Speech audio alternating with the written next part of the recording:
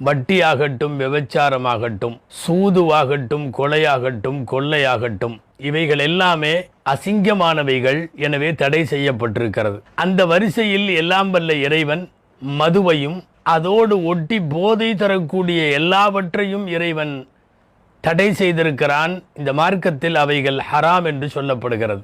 மனிதனுக்கு எதுவெல்லாம் தீங்கிழைக்குமோ அவைகளையெல்லாம் இந்த மார்க்கம் தடுத்திருக்கிறது. மது மட்டுமல்ல, மதுவோடு சேர்ந்து போதை தரும் எல்லா மார்க்கத்தில் தடுக்கப்பட்டிருக்கிறது. இது போன்ற போதை தரும் வஸ்துக்களை வைப்பது ஹராம், உபயோகிப்பது ஹராம், அன்பளிப்பாக கொடுப்பது ஹராம், விற்பனை செய்வது ஹராம், ஏன் இது போன்றவற்றில் வேலை பார்ப்பதும் ஹராம்.